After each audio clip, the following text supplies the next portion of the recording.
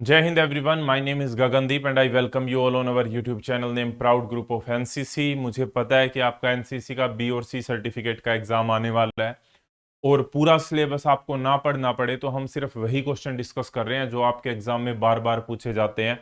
हम एक एनसीसी का ऐसा मॉडल पेपर डिस्कस कर रहे हैं जिसमें से बहुत सारे क्वेश्चन आपको एज इट इज आपके एग्जाम में देखने को मिल सकते हैं। तो आप कम तैयारी के अंदर अच्छे मार्क्स कैसे ले सकते हैं, वो ऐसे ले सकते हैं कि आप इस वीडियो को कंप्लीटली देखें और समझें मैं जो क्वेश्चन आपको समझाने की कोशिश कर रहा हूं।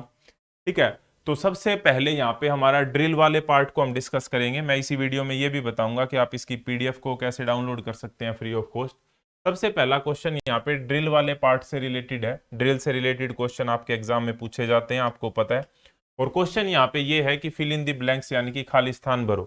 तो आपके क्वेश्चन डिफरेंट डिफरेंट टाइप के पूछे जाते हैं, उसमें से एक होता है फिल इन द ब्लैंक्स का क्वेश्चन। सबसे पहला जो क्वेश्चन है यहाँ पे आप साथ के साथ भी रिप्लाई कर सकते हैं। सबसे पहला जो क्वेश्चन है वो ये है कि सावधान पोजीशन में पंजों के बीच में कितने डिग्री का एंगल बनता है। तो देखो, सावधान पोजीशन जब भी होती है तो उसमें ये वेरी इंपॉर्टेंट क्वेश्चन है, कई बार एग्जाम में पूछा गया। आपको पता है कि एडी मिली हुई होती है इस तरीके से और पंजे खुले हुए होते हैं, तो इनके बीच में एक कोण बनता है। और ये जो कोण बनता है ना, ये कितने डिग्री का बनता है? 30 डिग्री का बनता है। ये कोण जो बनता है वो कितने डिग्री का बनता है भाई? 30 डिग्री का बनता है। इंपॉर्टेंट क्वेश्चन है, ध्यान रखना है आपको। नेक्स्ट है यहाँ पे ड्रिल की स्थापना कब हुई थी। तो ड्रिल की स्थापना सन 1666 में हुई थी। जर्मनी में हुई थी। कौन से देश में हुई थी? जर्मनी में हुई थी। अगर ये पूछा जाए कि कौन से देश में हुई थी और किसने की थी, तो जनरल ड्रोल ने की थी। उन्हीं के नाम पर इसका नाम क्या रखा गया था? ड्रिल रखा गया था। तो ड्रिल की स्थापना कब हुई? सन 1666 में हुई। कहां पर हुई? जर्मनी में हुई। किन्होंने की? जनरल ड्रोल ने की। नेक्स्ट क्वेश्चन है यहाँ पे कि एनसीसी में कदमों की रफ्तार कितने कदम प्रति मिनट होती है। एनसीसी में कदमों की रफ्तार कितने कदम प्रति मिनट होती है? तो देखो, तीन टाइप की होती हैं। पहले तो होता है स्लो मार्च यानी कि धीरे चल। धीरे चल में 60 कदम, कई जगह पे 70 भी लिखा है। क्विक मार्च तेज चल, उसके अंदर 120। और डबल मार्च यानी कि दुगनी चाल, उसके अंदर 180 कदम प्रति मिनट। यानी कि 1 मिनट के अंदर कितने कदम चलते हैं। तो ये तीन तरह की रफ्तार होती है एनसीसी में। तीनों की तीनों मैंने आपके सामने यहाँ पे लिख दिया। नेक्स्ट क्वेश्चन है यहाँ पे कि एनसीसी की स्थापना किस सन में हुई थी। तो एनसीसी की जो स्थापना हुई थी वो सन 1948 में हुई थी, 1948 में हुई थी। अब आपको कमेंट बॉक्स में यह बताना है कि एनसीसी दिवस कब मनाया जाता है। सभी को बताना है, जिसका भी सही जवाब होगा उसके कमेंट को हार्ट दिया जाएगा और कमेंट को पिन कर दिया जाएगा। एनसीसी दिवस कब मनाया जाता है, ये क्वेश्चन आपको कमेंट बॉक्स में बताना है। नेक्स्ट है यहाँ पे, ये क्वेश्चन आपके एग्जाम में आता है। देखो, ये जितने भी क्वेश्चन हम डिस्कस कर रहे हैं ना, ये वेरी इंपॉर्टेंट क्वेश्चन है, ये आप समझ लो। इनमें से आपके एग्जाम में आपको पक्का पक्का क्वेश्चन देखने को मिलेंगे, तो फोकस सारे का सारा यहीं पे रखो। गारंटीड आप एग्जाम में क्वेश्चन देखेंगे इनमें से। क्वेश्चन यहाँ पे नेक्स्ट क्या है हमारा? नेक्स्ट क्वेश्चन ये है कि जो ड्रिल है, ड्रिल दो प्रकार की होती है। एक होती है ओपन ड्रिल और एक होती है क्लोज ड्रिल। क्लोज ड्रिल तो जो होती है वो शांति क्षेत्र में की जाती है। ओपन ड्रिल होती है जो युद्ध क्षेत्र में की जाती है। ये क्वेश्चन भी आपसे पूछ लिया जाता है कि ओपन ड्रिल कहाँ पे की जाती है? युद्ध क्षेत्र में। और क्लोज ड्रिल कहाँ पे की जाती है? शांति क्षेत्र में। हम एनसीसी के कैडेट जो ड्रिल करते हैं तो फिर कौन सी होगी? वो क्लोज ड्रिल होगी, क्योंकि हम तो शांति क्षेत्र में करते हैं, हम युद्ध में जाके तो करते नहीं है अभी के लिए। ठीक है। नेक्स्ट यहाँ पे क्या है? क्वेश्चन नंबर दूसरा, ड्रिल के उद्देश्य बताओ। क्वेश्चन ये है कि ड्रिल कराई क्यों जाती है? अनुशासन की भावना को विकसित करने के लिए, यानी कि टू इनकलकेट द डिसिप्लिन। दिखने में स्मार्टनेस लाने के लिए, असर में सुधार लाने के लिए, आत्मविश्वास पैदा करने के लिए। और जो भी आदेश आपको दिए जाते हैं उनको आप तुरंत फॉलो कर सकें, अच्छे तरीके से फॉलो कर सकें, इसके लिए ड्रिल कराई जाती है। सभी में यूनिफॉर्मिटी लाने के लिए ड्रिल कराई जाती है। नेक्स्ट क्वेश्चन देखो, यहाँ पे बहुत ही अच्छा क्वेश्चन है, क्वेश्चन नंबर 3। कई बार आपके एग्जाम में ये भी पूछा गया है, बहुत बार पूछा गया है कि difference between break off and disposal, line तोड़ और विसर्जन में क्या डिफरेंस होता है? लाइन तोड़ और विसर्जन में क्या डिफरेंस होता है? अच्छा क्वेश्चन है। लाइन तोड़ क्या होती है कि आपकी ड्रिल हो रही है, कुछ टाइम के लिए आपको ब्रेक चाहिए, 1-2 मिनट के लिए, तो वहां पर जो कमांड दी जाती है वो लाइन तोड़ की कमांड दी जाती है। ठीक है। लेकिन अब आपकी आज की ड्रिल की जो है वो समाप्ति हो चुकी है, परेड की जो है वो समाप्ति हो चुकी है, छुट्टी हो गई है एक तरीके से आपकी, अगर हम कहें तो उसमें जो कमांड दी जाएगी वो विसर्जन की कमांड दी जाएगी। और विसर्जन में जो पहला टर्न होता है वो किस साइड होता है? राइट साइड होता है, यानी कि दाहिने तरफ पहला मोड़ होता है और इसमें सैल्यूट दिया जाता है। ये क्वेश्चन आपसे पूछे जाएंगे, दोबारा सुन लो। मैं क्या कह रहा हूं, लाइन तोड़ कुछ समय के लिए ब्रेक होता है, विसर्जन परेड की समाप्ति को दर्शाता है। परेड में जो पहला टर्न होता है वो कौन सा होता है, दाहिना होता है, इसमें सल्यूट दिया जाता है, लाइन तोड़ में नहीं दिया जाता। ठीक है, ये बात ध्यान में रह जाएगी आपको, सही है। नेक्स्ट क्वेश्चन देखो, सावधान पोजीशन में दिखने वाली कोई 5 बातें बताओ। सावधान मैंने बता रखा है आपको, आप सभी को पता है, बेसिक पोजीशन होती है सावधान और विश्राम की। सावधान में क्या होता है कि आप बिल्कुल स्ट्रेट खड़े होंगे, एक तो आंखें बिल्कुल सामने होंगी, एडी मिली हुई होगी, पंजे खुले हुए होंगे, उनके बीच में जो एंगल बनेगा वो कितने डिग्री का बनेगा, 30 डिग्री का बनेगा। घुटने बिल्कुल सीधे होंगे, बाजू सीधे नीचे की तरफ खींची हुई होंगी, और शरीर का वजन जो होता है वो दोनों पैरों के ऊपर बराबर रूप से टिका हुआ होगा। तो ये बात है, यहाँ पे समझ में आ गई बातें। तो ये सावधान पोजीशन में जो जो भी चीजें होती हैं वो आपको यहाँ पे लिखनी है। नेक्स्ट क्वेश्चन देखो, नेक्स्ट हमारा दूसरा पार्ट है, ये हमारा है वेपन ट्रेनिंग से रिलेटेड। वेपन ट्रेनिंग जिसको हम हिंदी के अंदर हथियार प्रशिक्षण बोलते हैं, हथियार प्रशिक्षण, अगेन वेरी इंपॉर्टेंट टॉपिक है। इसमें पूछा गया है कि जो 7.62 mm SLR जो होती है उसकी कारगर रेंज कितनी होती है। तो SLR की फुल फॉर्म आपको पता होनी चाहिए सबसे पहले। तो SLR की फुल फॉर्म होती है self loading rifle. Self loading rifle ये SLR की फुल फॉर्म होती है, और इसकी जो कारगर रेंज होती है वो होती है 300 गज, या फिर मीटर में लिखें तो 275 मीटर। नेक्स्ट है यहाँ पे कि 7.62 mm SLR की मैगजीन में राउंड कितने आते हैं, तो 20 राउंड आते हैं। ये क्वेश्चन मैं आपको कई बार बता चुका हूं कि .22 के आपसे पूछे जाते हैं, SLR के आपसे पूछे जाते हैं, और LMG के आपसे पूछे जाते हैं कि कितने राउंड आते हैं।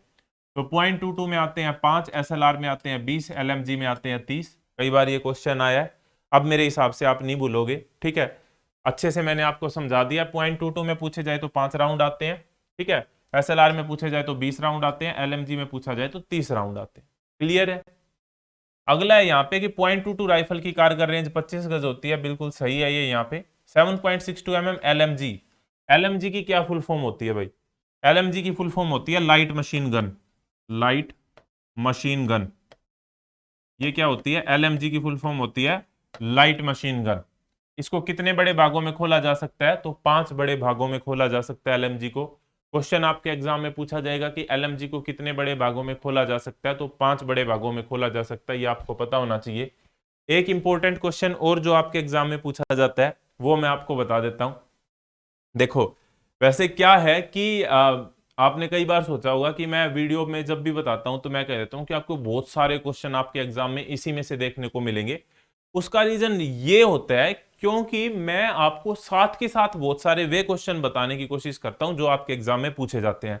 और ये बात मैं इतने कॉन्फिडेंस से इसलिए कह सकता हूं क्योंकि एक तो टीचिंग एक्सपीरियंस, इतने दिनों से मैं टीच कर रहा हूं एनसीसी के बारे में। दूसरा, मैंने जब एनसीसी का बी और सी सर्टिफिकेट का एग्जाम दिया था तो दोनों में ए ग्रेड आई थी। और बाकी जो पढ़ चुके हैं आप स्टूडेंट, आप ही जैसे जो स्टूडेंट ऑनलाइन पढ़ रहे हैं या जिन्होंने नोट्स पढ़े हैं मेरे द्वारा प्रोवाइड किए गए हुए, तो वो खुद उनके कमेंट आते हैं कि उन्होंने बटालियन को टॉप किया है, बहुत सारों के तो कमेंट आए हैं। उसके अलावा उनके अच्छे मार्क्स आते हैं, A grade easily way acquire कर लेते हैं।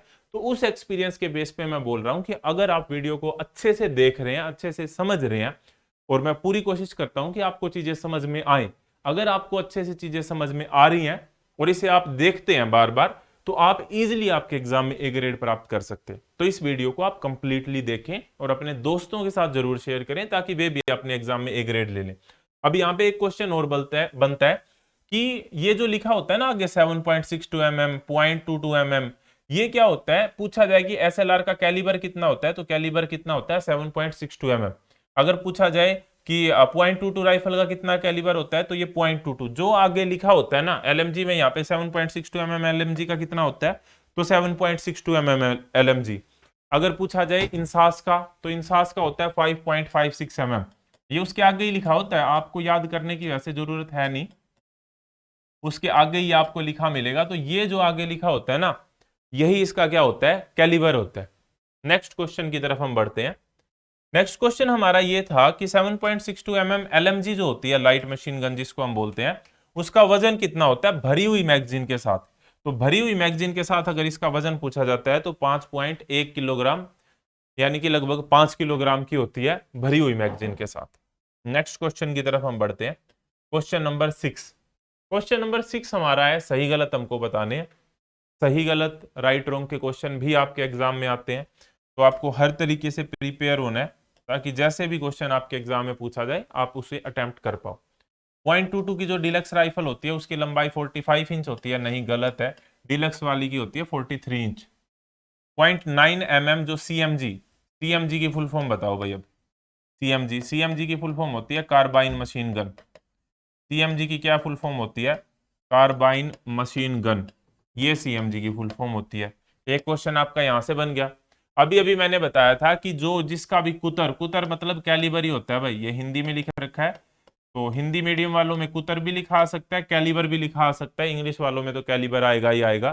तो कैलिबर जो होता है वो वही होता है जो आगे लिखा होता है। सीएमजी के आगे कितना लिखा है? .9 mm, तो ये 12 mm जो गलत है, यहाँ पे आंसर आना चाहिए .9 mm। तो ये हमारा आंसर होगा। आसान है ना चीजें, इसी तरीके से हो जाती है ये। नेक्स्ट देखो, .22 डिलक्स राइफल के मैगजीन में कितने राउंड आते हैं? देखो अभी मैंने आपको बताया था कि .22 में कितने आते हैं? 5 आते हैं, ये लिख रखा आपके सामने। यहाँ पे तो 10 लिख रखा है, इसका मतलब ये वाली स्टेटमेंट भी क्या है? गलत है। .22 वाले में कितने आते हैं? 5 आते हैं। समझ में आ रही है ना चीजें? आएंगी भाई, बिल्कुल आएंगी, बस आप फोकस अगर अपना यहाँ पे रखेंगे और ध्यान से चीजों को करेंगे तो बिल्कुल आपकी ये ग्रेड आ जाएगी भाई, इसमें कोई दो राय नहीं है, कोई आपको रोकने वाला नहीं है, बशर्ते फोकस आपका यहाँ पे हो, इजिली आप करें। पीडीएफ में बता देता हूँ इसकी, आपको मिल जाएगी टेलीग्राम चैनल पे। टेलीग्राम पे जाएं, सर्च करें प्राउड ग्रुप ऑफ एनसीसी, या फिर वीडियो के डिस्क्रिप्शन में भी आपको लिंक मिल जाएगा टेलीग्राम का, और वहां पे इसकी पीडीएफ आपको फ्री ऑफ कॉस्ट मिल जाएगी। नेक्स्ट क्वेश्चन है 7.62 mm SLR का पूरा नाम क्या होता है? तो 7.62 mm self loading rifle, SLR की फुल फॉर्म यहाँ पे होगी। क्या ये पिन टूटने के बाद भी फायर कर सकती है? तो ये आपको बताना है, मेरे हिसाब से इसका आंसर है गलत है, नहीं कर सकती। नेक्स्ट है यहाँ पे 7.62 mm LMG कितने मुख्य बड़े भागों में खुल सकती है? 5 बड़े भागों में खुल सकती है। वेरी इंपॉर्टेंट क्वेश्चन है, मैं आपको बता चुका हूं कि LMG जो है वो 5 बड़े भागों में खुल सकती है। और वे 5 बड़े भाग कौन कौन से हैं ये आपके सामने है। एक तो पिस्टन ग्रुप होता है। कौन कौन से हैं भाई? एक होता है हमारा पिस्टन ग्रुप, दूसरा होता है बैरल ग्रुप, फिर बट ग्रुप, फिर बॉडी ग्रुप, और फिर बाइपोड ग्रुप। तो ये 5 ग्रुप होते हैं, 5 बड़े भाग होते हैं जिनमें हम LMG को खोल सकते हैं। क्वेश्चन ये आपसे पूछा गया कितने बड़े भागों में? तो 5 बड़े भागों में। इनके नाम भी याद कर लेना, piston group, barrel group, but group, body group और बाइपोड ग्रुप। नेक्स्ट है यहाँ पे कि राइफल के सफाई करने के लिए क्या सामान चाहिए? तो देखो कोई भी राइफल पूछ ले, आपको यहाँ पे 7.62 mm दे देंगे या फिर 5.56 mm दे देंगे, तो कोई भी राइफल यहाँ पे हो ये सेम ही मटेरियल होता है इसकी सफाई के लिए। पुल थ्रू ऑयल बोतल होती है यहाँ पे, combination tool, graphite gas tube. चिंदी, चिंदी का क्या मतलब होता है? देखो ये एक पर्टिकुलर चीज के लिए यूज किया जाता है कि जो कपड़े का टुकड़ा होता है ना एक पर्टिकुलर साइज का, उसके लिए हम इसका प्रयोग करते हैं। एंड नेक्स्ट यहाँ पे है कि चैम्बर को साफ करने के लिए एक ब्रश होता है स्पेशल टाइप का। और गैस रेगुलेटर की स्क्रू ड्राइवर, की स्क्रू ड्राइवर मतलब की भी एक तरीके से। तो ये हमारी इंपॉर्टेंट चीजें हैं, ये सारी की सारी चीजें अगर आप याद रखते हैं तो जिस चीज की भी सफाई के लिए आपसे पूछा जाए, अगर आप ये चीजें वहां पे लिख के आएंगे तो आपको पूरे पूरे मार्क्स मिल जाएंगे, आपको ज्यादा कुछ याद करने की जरूरत नहीं है। नेक्स्ट क्वेश्चन देखो, फायरिंग के 3 बुनियादी असूल कौन कौन से हैं? Very important, very very very important question है। फायरिंग के बुनियादी असूलों को हम HAT से दर्शाते हैं भाई। किससे दर्शाते हैं? HAT। एच की फुल फॉर्म होती है होल्डिंग, एच मतलब होल्डिंग यहाँ पे, ए मतलब होता है एमिंग, टी मतलब होता है ट्रिगर ऑपरेशन।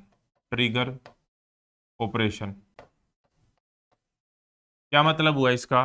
दुरुस्त पकड़, होल्ड करना, दुरुस्त शिस्त, दुरुस्त निशाना होना चाहिए, और दुरुस्त ट्रिगर ऑपरेशन होने चाहिए। तो ये 3 चीजें होती हैं, ये फायरिंग के बुनियादी असूल होते हैं। फायरिंग के बुनियादी असूल कितने होते हैं?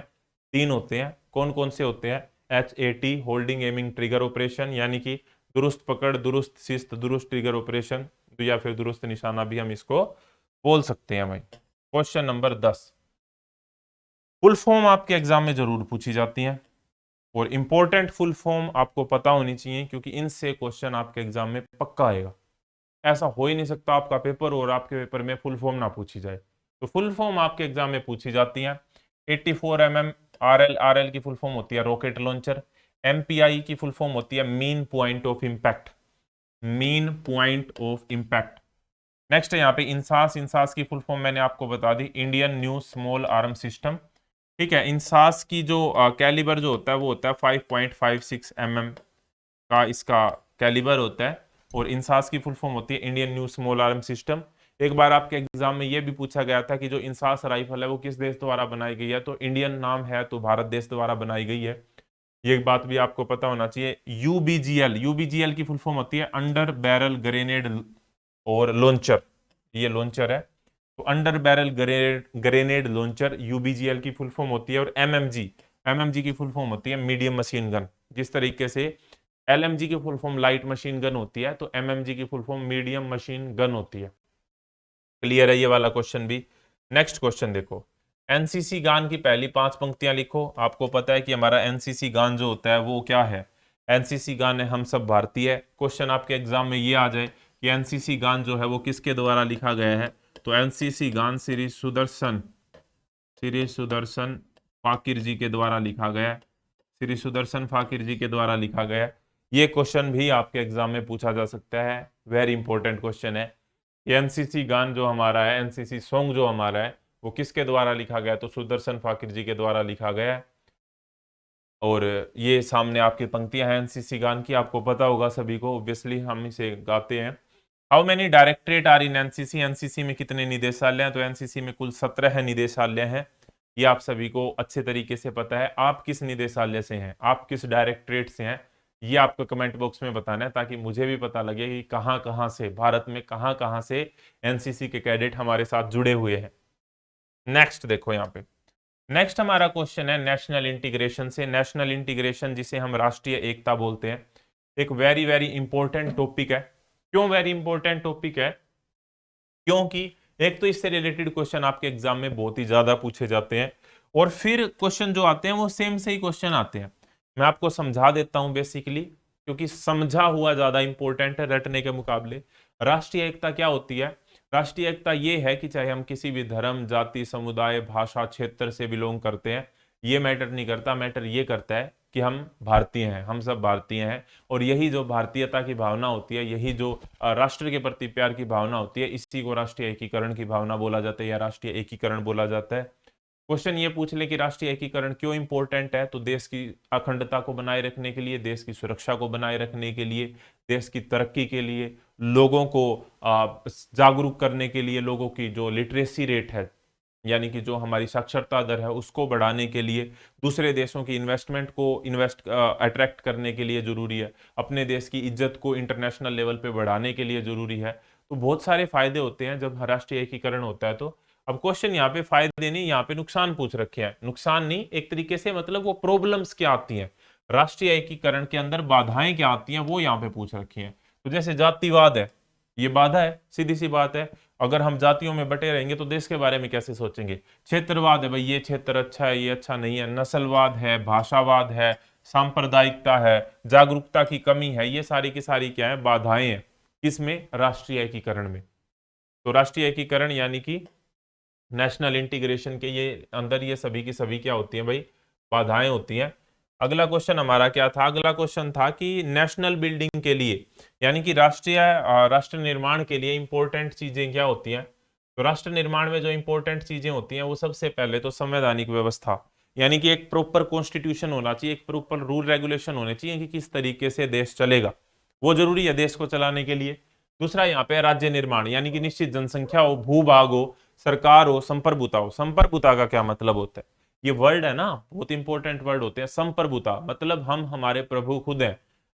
हम का यहाँ पे मतलब है देश से, कि कोई भी दूसरी कंट्री हमको ये नहीं बताएगी कि क्या करना है, हम अपने आप डिसाइड कर सकते हैं कि हमको क्या करना है। तो इसको हम संप्रभुता बोलते हैं। सामाजिक और आर्थिक न्याय होना चाहिए, शिक्षा होनी चाहिए, कानून प्रणाली होनी चाहिए, और विदेश नीति, फॉरेन पॉलिसी होना भी बहुत ज्यादा जरूरी है। और फॉरेन पॉलिसी जो है एक इंपॉर्टेंट रोल प्ले करती है किसी भी देश के अंदर। तो ये था यहाँ पे क्वेश्चन नंबर जो 14 है ना, उसका ये आंसर है। नेक्स्ट है यहाँ पे, किन्हीं 5 स्वतंत्रता सेनानियों के नाम लिखो। तो ऑब्वियसली बहुत सारे स्वतंत्रता सेनानी हमारी कंट्री में हुए। तो आप अपने 5 फेवरेट यहाँ पे लिख सकते हैं। तो शहीद आजम भगत सिंह जी, श्री राजगुरु जी, श्री सुखदेव जी, चंद्रशेखर आजाद जी, झांसी की रानी लक्ष्मीबाई जी। तो ये 5 स्वतंत्रता सेनानी, फ्रीडम फाइटर, जिन्होंने देश की आजादी के लिए एक इंपॉर्टेंट रोल प्ले किया। नेक्स्ट क्वेश्चन है यहाँ पे कि राष्ट्रीय एकता की समस्याओं के खतरे क्या है।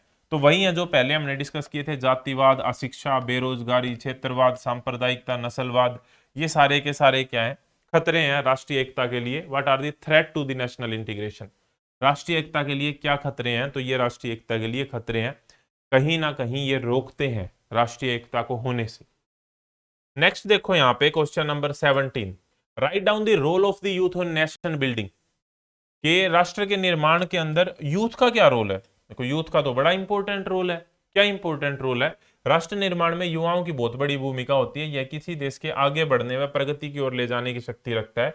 युवा एक देश के अंदर सामाजिक सुधार लाता है। किसी देश का युवा एक राष्ट्र का भविष्य निर्धारित करता है। तो क्या क्या प्रोवाइड कर सकता है निर्माण, युवा, युवा नेतृत्व प्रोवाइड कर सकता है, युवा समाज सेवा कर सकता है, युवा राष्ट्रीय एकीकरण में बाधा ना डालने वाले, जिस तरीके से मतलब राष्ट्रीय एकीकरण के अंदर बहुत ही ज्यादा इंपॉर्टेंट रोल प्ले कर सकता है। शिक्षा, पर्यावरण और ओल्ड एज केयर करके जो युवा है वो राष्ट्रीय एकीकरण में इंपॉर्टेंट रोल प्ले कर सकता है भाई। राष्ट्र के निर्माण में ये क्या होगी, हमारे युवाओं की क्या होगी भाई, भूमिका होगी। नेक्स्ट हमारा जो टॉपिक रहेगा वो रहेगा नेतृत्व से रिलेटेड, लीडरशिप। लीडरशिप भाई बहुत ही इंपॉर्टेंट टॉपिक है और सबसे ज्यादा मार्क्स का ये आपके एग्जाम में क्वेश्चन पूछा जाता है। लीडरशिप क्या होता है, लीडरशिप की कौन कौन सी क्वालिटीज होती हैं, किस किस तरह के लीडरशिप मतलब लीडरशिप्स होती हैं, नेता कितने प्रकार के होते हैं, नेतृत्व कितने प्रकार के होते हैं, नेताओं के गुण क्या क्या होते हैं, नेतृत्व कहते किसको हैं, ये जो क्वेश्चन है ना रिपीटेडली मतलब बार बार आपके एग्जाम में पूछे जाते हैं।